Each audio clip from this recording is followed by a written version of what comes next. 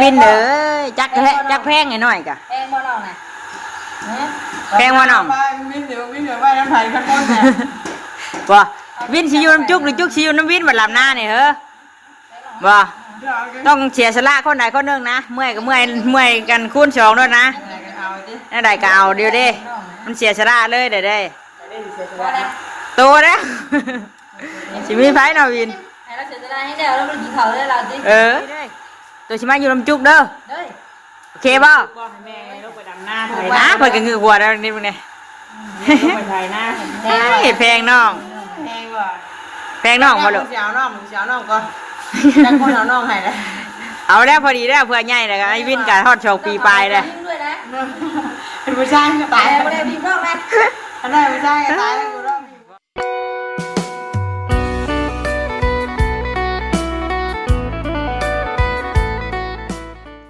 แล้วเด้อบ่เฮ้ยแล้วเด้อบ่เฮ้ยใช่ลูกอะที่ไงแล้วเด้อบ่แล้วเลยเตรียมตัวแล้วเด้อบ่จะสิไปหน้าบ่อ้าวหัวยิ้มเอ้ยป้าลุงเอ้ยเปิดภาพเปิดคลิปออกมากะอยู่พี่เด้อเฮือนใหญ่เนาะอันขึ้นมาชวนเอาน้องอินเตอร์ไปดินน้ำไปดุดินน้ำไผหัวเฮ้ยไปดินน้ำปลาเชอร์นอนอยู่เฮือนปลาเชอร์เห็นนายวินเพิ่นมาดินหันเพิ่นอย่างเมื่อดินน้ำกับบรรยากาศมันกะชีดบดแน่พี่น้องเอ้ยมื้อนี้เนาะขึ้นฟ้าขึ้นฝนได้นี่นะคือฝนสิตกนี่บดอยู่ก็เลยพาเพิ่นขึ้นไปดินก่อนเนาะไปลูกไปบ่าวลาวเพิ่นก็ไปฮอดแล้วพี่น้องเอ้ยเนาะเห็นทักไปหาเพิ่นมื้อเช้านี่เด้อฮอดแล้วเพิ่นบ่ไปแล้วเราไปลงไปฝั่งไทยเฮ็ดงานอยู่ฝั่งไทยพอดีแหละเนาะทักทายสบายดีเด้อป้าลุงเอ้ยสบายดีตอนเที่ยงแหละเนาะเบิ่งจังโมงแหละ11 โมงพี่น้องเอ้ยพอดีไอเตอร์เรื่องเฮียนเอากระเป๋าว่าป้าไว้เอา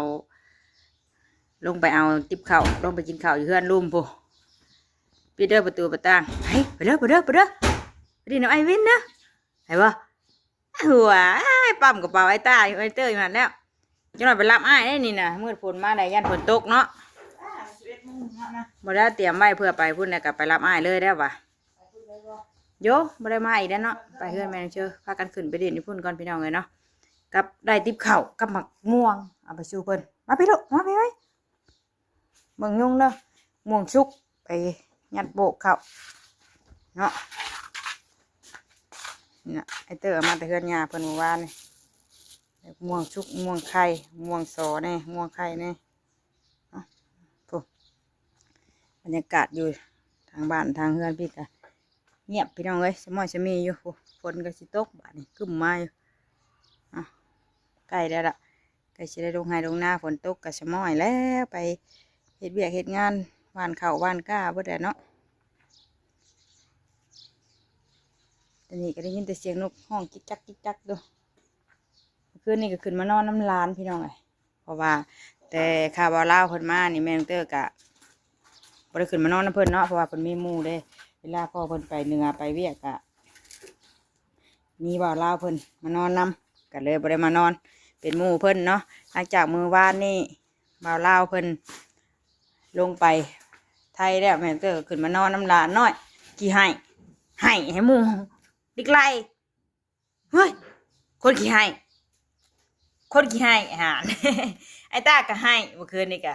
บ่มีแต่คนให้บ่ลูกไอ้ตาก็จักแอบไปจังเมื่อคืนนี่ก็แอบมานอนน้ำน้องก็ได้ไอ้ตานอนกับแม่มานอนน้ำน้องกับแม่อยู่เพื่อนใหญ่พี่พ่อเพิ่นนอนกับไอ้เตออยู่รูมพุ่นพี่น้องเอ้ยใช่ยาเราไม่ได้แดดบันไดมันบดอยู่เด้มีแต่ฝนได้จิตตรงหางหัวเลยโอ้ยดีก่อนดีก่อนนะบนแห้งหนึ่งโดดใจดังเฮ้ยสบายดีบ้าลุงสบายดีเด้อวันนี้ป้าเตอร์ก็ไปลงคลิปช่ำลูกเอ้ยไปลงคลิปช่ำพี่น้องเอ้ยวันนี้เนาะวันนี้ก็มาถ่ายคลิปเอาลูกเอาล้านไปดินน้ำป้าเชอร์แล้วก็ไปดินน้ำมันไอวินเนาะลูกเนาะเห็นไอวินโทรมากินเนี่ยฉีป้าอยู่ป้าเตอร์เดี๋ยวป้าไปไปอยากโทรมาหาน้องจุ๊บแต่เมื่อคืนนี่วะไปเมื่อเบิ่งนะจ้ะแล้วโทรมาหาเจ้ายังลูกโทรมาดิเงี่ยวได้น่ะ แม่นบ่ว้ายเปลี่ยนไปเปลี่ยนโชคไปแล้วไปป้าออกมาถ่ายนอกสินะไอเตอร์เราบ่ขึ้นมาเอาถุงเนาะบ่เอ้าปุ๊บไปพาเพิ่นไปเปิดหูเปิดตาก่อนเปิดหูเปิดตาก็ไม่ได้ออกข้างนอกเลย บ่ฮอดวิทย์ในบ้านจ้ะวิทย์เทือนได้ชื่อเนาะพาไปดินแค่แม่น้องเจ้ยเด้อพี่น้องเอ้ยได้หมูม่วงกับติ๊บข้าวไปช่วยเพิ่นกินบ่มีหยังพี่ได้ชงอยู่นอกพี่น่ะนั่งเบิดเลยฮะเบิดเวลาพักให้เพิ่นเช้าเมื่อยเนี่ยก็เปิดบ่ได้น้ำใดพี่น้องเอ้ยเปิดอ้อยเอาน้ำเบิดหาบนึงพวกมื้อเช้านี่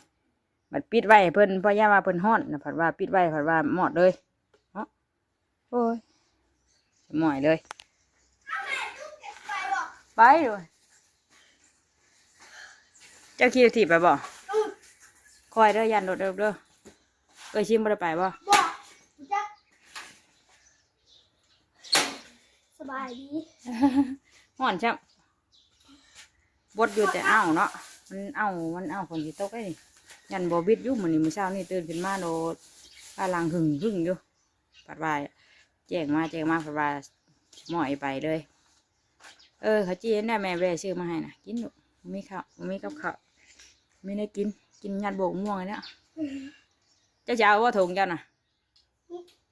นี่ไม่ได้แล้วเขาเก็บเอา เอาจะมาไปโรงเรียนมาโรงเรียนเลย เนี่ยเขาแปลเนี่ยเขาขับเอา ไม่ได้กินข้าวช่วงนี้น้องพี่ก็มีอยู่ด้วยแน่หรอบ่นางงามเพิ่นที่ได้ส่งนะส่งให้น้องไงลูกอย่าโอมตัวจะไปพ่อแม่วะลูกไปกินได้หรอปู เมื่อกี้แล้วเพิ่น ตัวไปเขาย้าดอกคำการไปเด้อรถถีบนะเบิ่งรถได้ดูเด้อให้เพิ่นกินรถถีบไปพี่น้องเลยกินได้ยังไปดินหน่อยเจ้าอย่าไข่เด้อประตูไว้ยันเด้อไปดอก พร้อมแล้ว โอ้คือเปลี่ยนชุดงามแท้วะเจ้าบ่ได้ไปเที่ยวลูกเจ้าเข้าใจผิดบ่ เอา พัง จะได้ออกข้างนอกเทื่อนึง พังป่าพังป่าเปล่าน่ะเจ้าไปเฮือนไปเชื่อชื่อเจ้าบ่ได้ไปเที่ยวลูก ไปเที่ยวมาแล้วนะเสร็จแล้วลูก ได้ยินว่าป่าเปล่าน่ะพังเจ้าไปเฮือนไปเชื่อเจ้าบ่ได้ไปเที่ยวเจ้าคือเฮ็ดเต็มชุดแท้ลูก นั่นแหละไปเที่ยวข้างนอก โอ้ยหมอนี่ปิดตู้ไป ไปเจอกับไปบ่ จักเพิ่นสิไปดินไว้เดียวไอ้ดึงออกเด้อ จะไป อาจารย์เห็นงามแท้สบายดี จ้า บ่หลานสิไปดินเด้อป้าลุงบ่เด้อไปดินเฮือนเอ้ยเชิญกันเด้อ บินน้ำบินบ่ ไปดินไอ้วินบ่จุกอยู่ไอ้วินดึงออกเด้อไปถือเอาอันน่ะไอ้เต้ยได้แล้วบ่ลูก จกข้างหัวได้นี่ไป เนี่ยปิดเด้อประตูเด้อไปใช่มาพาหลังบ่ไปคนงามเอ้ยบ่ไปมาต่ออยู่เฮือนบ่ได้พี่น้องเอ้ยเนาะมาต่ออยู่เฮือนป้าเสือเนาะมาต่ออยู่นำไอ้วินพุ่นแล้วเนาะไปเบิ่งกันงามแต่พุ่นเด้อคนน้อยๆนี่7 เดือนยังน้อยอยู่โอ้ย คนหุ่นดีแล้ว บ่ช่างหุ่นดีดูละไปซะพี่น้องเอ้ยเนาะเดี๋ยวขึ้นไปต่อคลิปให้พี่น้องเบิ่งอยู่ทางพุ่นแหละอยู่เฮือนแม่น้องเชื่อเนาะพากันขึ้นไปดินอีพุ่นก่อนมื้อนี้พาน้องอินเตอร์ขึ้นไปดินก่อนเราก็ใส่ชุดเต็มที่ว่าเราสิได้ไปเที่ยวสิเท่แม่นไปเที่ยวเฮือนไปซื้อไม่ได้ออกข้างนอกมันบ่ได้ปิดบ้านซ้ำเจ้าบ่ต้องแต่งตัวเต็มที่แล้วลูกเด้อ สุดเลย โอเคเด้อไปซะไปพี่น้องเอ้ยเนาะไปต่ออยู่พุ่นอีกไป สุดเลยนะลูกนะ ตัดผ้ามาอีกวันนี้ฮอดแล้วพี่น้องเอ้ยใช้ไปทางไหนจะสมออยู่บาทนี่ แล้วเมื่อป้า โอ้เล่คนมาต้อนเลยนะเล่นมาลัดน้องว่าล่ะจุ๊กบานไหม น้องจุกเนี่ย โอ้ผ้าล้างบาทดิวินใช่ฮะเฮตาตีมาไหมน้องจุกจ้านี่ เอามาไหมน้องนะ เอาเห็นโทรมาหาตะกี้นี่ โอ้แม่น้องนี่ เอาไว้ วิน เอามาไปเอาไปจุกนี่ โอ้แม่จุกนี่แม่นบ่จุกอ่ะไปหาเปิดแต่ห้องป้าเชื่อได้เพิ่นเพิ่นเห็นน้องจุกเขานอนมื้อนั้นเด้เขาบอกไปเอาจุกไปแล้วก็เล่นเข้าห้องป้าเชื่อเพิ่นแหละ ได้หรอจุกนอนอยู่หันบ่จ้ะจุกนี่ บ่เห็นแซงตัวโทรหมู่เนาะเอาวินเอาแม่น้องน่ะไปใช้ดีอยู่นั่นเห็นบ่นี่บ่ใช้ป้าได้ใช้แม่เด้ ให้แม่อินเด้ เห็ดชบชี่เลย เห็ดชบชี่ใช้สบายดีก่อนสบายดีก่อนวินสบายดีป้าก่อนวินเอ้ยไม่ได้ชนเห็ดตาตีผ้าล้างแล้วฮะไปได้แม่ไปนำตุ้ยนะตุ้ยบ่มีผู้อยู่แล้ววินไปป้าแล้วฝนกระชิตกแล้วไปเก็บมะม่วงแล้วนี่ใช่ลมมาไปเก็บมะม่วงไอ้นี่บ่ลูกดีอยู่ในผู้นี่ลักเอาของนะวะจุกใช่งามแท้นี่ไปนี่นะไม่วินไปผู้น่ะเพิ่นจุกผู้น่ะมืดฝนมาได้ทั้งผู้มาทางนี้มึงนี่เราจุดย่อเด้เต่าเรามักใหญ่ๆบาทนี่เนาะเบิ่งฮะ6 9 10 11 12 13 14 15เต่าพี่น้องเอ้ยเพื่อนไอ้แฟดเพื่อนบ้านน้องเชอมีหมู่ไม้ใหม่แล้วบาดไอ้วินเจ้าสิเมื่อเลยบ่ไล่เมื่อเลยเอ้ยหมู่ได้เมื่อสิได้มาติบอกให้สบายดีกับว่าสบายดีสบายดี มาดิมาดูไง โอ้ยสบายดีไปเตรียมตัวไปแล้วแหละนะผ้ารังเลยเอ้าม่วง ก็กระถึกมึงเนี่ยมันเพิ่นได้เห็น จุกข้าวจุกอันแม่จุกนะ ทุกบอก1 2 3จ้า เครือแตน บ่ขี่ขึ้นมาเช้านี้ก็ห้อนเพื่ออะไรไข่ย่อยเด้เชียงใหม่ฝนตกได้นี่เอาแม่น้องอะลูกไปเพื่อนไปทำไมไปแพงน้องด้วยฮะแพงน้องด้วยฮะน้องหัวเปียกมามึงแน่บ่วินเกิดเป็นคนจังแม่นมันยากบ่วินยากคันได้ที่ได้สัก บางงาแกน้ำคนจุกแกน้อง เกิดเป็นยังมันจังสบายจ้ะวิน เป็นลูกเป็นงูยิงเครื่องผ้า ลูกเป็นนูก็มีครบคิดครบอ่านคือกันแหล้ว บ่แห้งเลยปิ้งกิน ได้คือกันแล้วนะยันโตก่อนนั่นน่ะพาหลังหึ่งมาเลย โอ้ฉันจะนั่งเนี่ยนั่งเลยดี โอ้ยบ่ได้ยินเสียงฟ้าหลังเลยน้ำเบิดบ่ปิดบ่ ว่าไฟเปิดแต่มันแบบว่าปืดมาจะไม่นานก็ได้มันต่ำ เอามันนั่นมาจากบียันจักบ่บีแตกแล้วปะจ๊ะเอานางเฮียกันนึกว่าดิ กันเลย กันเลย ถามมาแม่ใช้กาวชบซี่มาซี่ได้กินนี่ แม่ใช่ไหมนะแม่ใช่ แม่บ่นี่ใช้ป้าเลยจ้ะใช้ป้าเลย ไปแล้วแม่ไปเลยนี่ ใช้แม่จุกเลยจ้ะ จะไปก้อนตูนะไปนั่งป้าคุณ บ่บินมาดินป้าตุ้ยเลยตุ้ยอยู่ผู้เดียวได้นี่คนสิตกเลย ตัวอยู่เดียวแหละเดี๋ยว ไปนิ้วไปใส่นิ้วไปใส่ เด็กอยู่เมืองเนี่ย หากระเดิงเฮียนจักบ่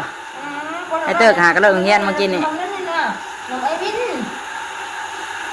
ห่านแพงอย่าแท้ เตียงเนาะเงี้ยเงี้ยป้า เป็นแพงน้องเลยแพงวะเอิด มันนี่จะแล้วเลยพี่ จักแพงจักหยังแล้ววะแม่ชอมป้ากินมะม่วงนะ มาก็ลูก ผมมีได้กินข่อยจำแจวกับอันว่ามะม่วงนี่ไปกินนี่เพออีกแล้วว่านี่ก็เพอมีน่ากินบ่วินใช่ป่ะมุกหน่อไม้นะวินเฮ้ยคิมไปหายังบ่มาอยู่คิมไปหาหน่อไม้ข้าหลังหึ่งอยู่เฮ้ย ตึ๊ดตีตึ๊ดได้ก็จะตีตึ๊ด ไก่แล้ว ไปหาตาม่วงกูไป ไปหาแก้วม่วงแล้วเนาะฉันหน่อยลมมาเนี่ย ฝากมาหัวเพน ญาติได้เนาะ พ่อไปได้แล้วเดี๋ยวชาวไอ้นู้นชาวอีกจะพาว่าลาวว่าไทย แต่ญาติเนาะฝนตกใหม่เด้อจักยี่ได้ ก็เลยยัดเข่า เขาว่าญาติไว้ให้น้องจุกคนเช้านี่แหละยังไม่ได้กินเลยว่าจุง มันเหนียวสิจะได้ ญาติโบกม่วงแล้วไม่ได้กินไปล่างใหม่ได้ไหม เดี๋ยวดีนั่งเงี้ยตี วินข่าวกับยังวินเราไม่ได้ม่วงไง ไป ทุกคนระวังหน้าตุ่ม ชิชันแน่น่ะลมเอาแล้วแม่จุกเอ้ยพวกนี้บืนลายบืนไม่ใช่นี่ได้น่ะถ้าบืนไม่ใช่ขนมได้น่ะมานั่งวิดีโอเอ้ย เฮ็ดมันไปเลยจุกอยากไปน้ำเลยแพงบ่น้องอ่ะลูกแพงบ่ แพงบ่น้องน่ะอ่ะแพงถ้าแพงน้อง หาจุกคืน จุก โทรให้หาจุกยังคืนนี่โทรหาน้องให้ยัง จุกแย่ให้แม่ลูกแม่ป้าเป็นน้องเดียวเด้ บ่วิน กดเนี่ยยังกัน ขี้ฮอดน้องบ่ จุกแล้วแบบหาแล้วแบบ มื้อก่อนนั่นมื้อมาดินมื้อนั่นน่ะแม่น้องเชอเพิ่นเอาเข้าไปนอนอยู่ในห้องพี่น้องเอาน้องเข้าไปนอนอยู่ห้อง หันเลย แล้วเพิ่นก็เที่ยวเปิดได้ในห้องแม่น้องเชอได้บัดนี้ว่าน้องจุกอยู่หั่นบินเด้อจักแพงให้น้อยกะ แพงบ่น้องน่ะ แพงบ่น้อง วินเดี๋ยวไปน้ำไผ่ข้างบนเนี่ย บ่วินสิอยู่น้ำจุกหรือจุกสิอยู่น้ำวินบัดลำหน้านี่เฮ้อบ่ต้องเสียสละคนใดคนหนึงนะเมื่อยก็เมื่อยกันคูณสองด้วยนะ เอาดิ นั่นใดก็เอาเดียวเด้มันเสียสละเลยเด้ ว่าได้ โตแล้ว สิมีไผเนาะวิน ให้เราเสียสละให้แล้วแล้วมันกินเขาได้เราดิ วินเอ้ยตัวสิมาอยู่น้ำจุกเด้อ เด้ย โอเคบ่ บอกให้แม่ลูกไปดำหน้า ไปนะเพิ่นก็งือหัวแล้วนี่พวกนี้ ลูกไปไทยหน้า แพงน้อง แพงว่ะ แพงน้องบ่ลูก เสียวน้องก่อนแต่คนเอาน้องให้เลย เอาแล้วพอดีแล้วเพื่อใหญ่เลยก็ไอ้วินก็ฮอด2 ปีปลายเลย ยิ้มด้วยนะ เป็นผู้ชายก็ตาย ไม่ได้พิมพ์นอกนะ อันนั้นผู้ชายก็ตายแล้วกูรอบอยู่ บ่ ให้น้องไปแล้ว ปลาเชื่อว่าอยู่จักกับคนที่เอาน้องช่วยบัดนี้ว่ะ เอาคนเอาน้องช่วยเอาวินเร็วเลย บินเอาน้องช่วยปลาเชื่อเด้อปลาเชื่อได้สิเอาน้องให้เด้อ อันนี้เขาเอาชาย เอาผู้หญิงเอาผู้ชาย แป้งน้องเห็นหัวมูล จักแพงให้หน่อยกันเนาะ แป้งมองผู้ชายวินมันหยาดรถเสียงนี่ จักมันจักว่าเป็นผู้หญิงหรือผู้ชายนี่ก็ได้เนาะ จักว่าเด็กน้อยมันก็แพงเวิดสิเว้า แจ็คเลยมึงมันอยู่แล้ววิน บ่ลูก มึงมึงอยู่ว่า หนังตากอ้ายนึงกันนี่ซ้ำกันเลยอย่าอมลูกเสือนะอย่าอม ว่าให้เนี่ยมันยังกัดน้องนี่ อย่าคบน้องเด้อแพงน้องเด้อดูเด้อ น้ำยาไก่เนาะเอากล่องเงินไก่ แต่เก่าก็เล่นคบไอ้ต้าเนาะ พวกคือในคันสายหยาดคือพวก อู้อย่างนอนจักเลยน่ะคือหาวนอน ช่วงนั้นมันคันเขียวเลย อะไรวะ ก็ห่านน้องกับหาวนอนเลยไว้นอนแต่หึงนะบ่จะมือหักมา นั่นคือว่านอนบ่สมอยอยู่ว่ะ น้องไว้เนาะน้องเป็นป้าเนาะ มันบ่นั่นได้ง่วงกับมันบ่ชุกเฮาต้องเอาไว้ให้มันชุกคักก่อนมันจังหวานเนาะมันหอมๆเนาะคือประตูออกมาเมื่อนั้นดอกหอมได้เอาไว้ให้มันชุกคักเจ้ากับม่วงว่าเอ้ยน่ะ กินโมงสบายดีสบายดี สบายดีเด้อ จ้าก่อนจ้าก่อน จกข้าวเหนียวเนี่ยพุ่นอ่ะ จ้าก่อนจ้าก่อนจ้าก่อน กูจ่าเด้อพุ่นยกไข่ปากได้ดินได้ข้าวได้ห่ะ จ้าก่อน คาคอได้ห่ะ จ้าก่อนจ้าก่อนเสียกินเลยจ้าก่อนจ้าก่อนจ้าก่อนจ้า ช่างเด้ จ้าไป ช่างคนน้อยเด้คนน้อยบ่มีผมเด้อยากกินข้าวได้ เอาอันมาเข่าที่ตีไว้ยืนลงเชือแต่ละนะ สาวน้อยหุ่นดีได้นี่ กินเลย เอามันก็นั่งแกะอย่างนี้แล้ว ได้เห็นเวียกมันมือได้ตินั่งแก้ข้าวอ เงี ยู่ ยบเงียบเงียบเงียบ อยากกิน ก็อยู่นะเวลาว่ามันคือว่าขอกินว่านะวะ เรียมลายเหยยืด เฮ็ด อ่ะเฮ็ดเสียงเชียร์ไปเต้ามึงดูนะ เฮ็ดได้เสือน่ะ มาเลยตั้งแต่จากฮ่าอยู่ตั้งอย่าง บ่วินเฮ็ดได้เสือเด้อวิน ไม่อันไม่ ไปเลยแม่ตุ้ยหาเลยมาเก็บมะม่วงเด้อวินเด้อฝนสิตกแล้วอ่ะลมมาแล้วอ่ะตกตกบ่ฝนตกบ่ไปรับไอ้เชอบ่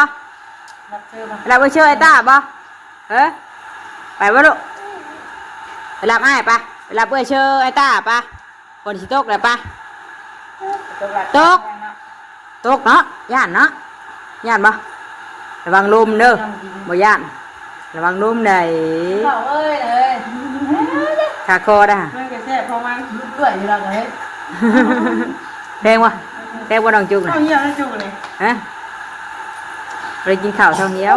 เช้าได้อายนะ เข้าแล้วกินยาแล้วนะ กินยายังน่ะป้าเที่ยวที่ชื่อมาให้ลุงจ้อยน่ะคือบอก เอายา เนี่ยมันยุ่งมาก อ้าวขาคอน่ะ กินยาให้นะ คือบ่เช้าอายก็ได้ แล้วให้กินบ่วง2เทื่อนึง ชื่อยาเป็นเม็ดเขียวๆอันนี้ยังอายอยู่ห่ะขี่รถไปซักยาเมื่อกี้นี่ว่าเราบ่อยู่เฮือน พอจุกมาให้กินยาพอจุกน่ะเข้าเลย เออ ตัวเองเช้าอย่างพอจุกเลยจุกเนาะยาพอจุกมักแหละ ชอบนะ เช้าเลยบ่ เข้าแล้ว เราบ่มักเลยค่ะ กินของกินนี้เนาะแม่ชื่อว่ากินลาย กินเพราะเป็นยาบ่ น่าปึกเลย แม่งก็ชื่อยายวะไปเลย เอ้าของกินน้ำหอมจุกอ่ะ เสียงไรกำลังแท้เฮ้ย อืม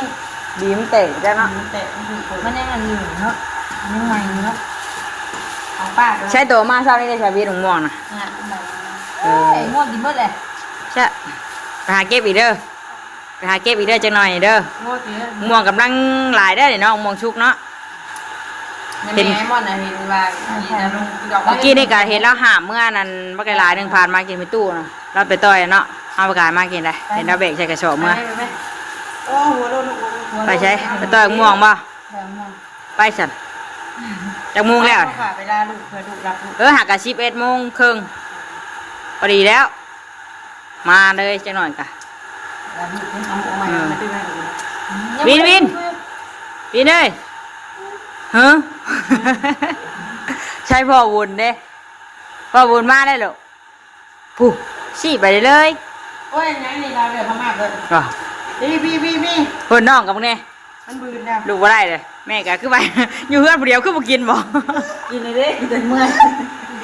เพิ่นมาน้ำหมูก็ไม่เป็นอันอยากว่าเด้ยโอ้ย แล้วก็กินเลยอีกว่า กินข้าวกับม่วงพี่น้องเอ้ยบ่มีได้กินยัดโบกม่วง เป็นงานกินม่วง จุ๊บจุ๊บ ไปแล้ว จุ๊บกินใช่มาจะเอาให้มาใช่มาจบคลิปเลยเลยเอาจุ๊กเอ้ย ตัวไปแค่ ไม่ไปอาภัยเนี่ยนี่กับคนไว้นี่มาใกล้ จับชิกดานไปน้องวินฉอกเธอไปเลย ของมากก็คือแย่ของบ้านนี่ก็10 เมตรหรอ ชิได้ชิได้เท่ากระตายว่าเท่ากระตายแล้วเนี่ยหลานงงน่ะลิน เอามีดถึงต้องกระซ่า เรางงเลย เริ่มไปแล้ว คนไหนลินเบิ่ง ต้องเบิ่งแล้วเด้อต้องกระหน่ำแล้วเด้อ เวลากินอยังไม่ชอแล้วเราบอกนั่น ไม่ว่าประจาอะไรป้าแม่มึงทำรอดก็เถอะ เออเนาะแล้วกินอยู่กันมาชอแล้วแล้วก็เช้นฉอกเลิกไปแล้วแหละหลานได้ชื่อ ช่างในวินเลยเฮดเตอร์อยู่เฮ้ยบ่เฮดเตอร์เชะอยู่ แง่วอยู่ว่า เหี่ยวเหี่ยบ่น่ะ ขันแง่วอยู่นอกกูเด้อเด้อ จากบ่บ่เนี่ยที่เนี่ยเป็นสดเลยบอกไม่จำ เฮ้ยนอน เด้อ เด้อ จังบอก นอนบ่บายป้าลุงมาใช่ปะไปยกขี้ไปเด้อพี่น้องเอ้ยเนาะโอ้ยเผาแท้หาเก็บง่วงได้ไปเนาะเตรียมได้ฝนสิตกได้ลมใช้เบิ่งอ่ะเอ็มดูอ่ะเอ็มดูลูกสบายดีก่อนสบายดีก่อนป้ายังบ่เห็นกินนี่ป้าลุงก็ยังบ่เห็นอยู่สบายดีด้วยวินสบายดีป้าลุงอ่างวันเพิ่นเจ็บน้ำร้อนลวกเพิ่นตะกี้ได้สบายดีก่อนลวกบ่ถูก่อนถูก่อนบ๊ายบายจ้าอยู่ดอกลวกนั่นเช้าแล้วถูบ๊ายบายบัดนี้บายพ่อ จุ๊บบ๊ายบาย บายเด้อมาดินน้ำจุกมาพาน้องจุกมาดินน้ำไอวินจ้ะ จุ๊บอะไรไม่จุ๊บ เอาว่าอยู่เจ้าคือชายชุดงามแท้หรออันไปดินน้ำเพื่อนไปเชื่อชื่อได้บ่ได้ออกข้างนอกได้ปะ คือเต็มที่แท้ปะออกข้างนอกห้ามว่าเพิ่นน่ะจุกไปใช่บายโอเคไปเลยสบายดีพี่น้องเลยเนาะโดยไปเด้อบอกกันอีกคลิปละ ก็เหมือนยุคเลย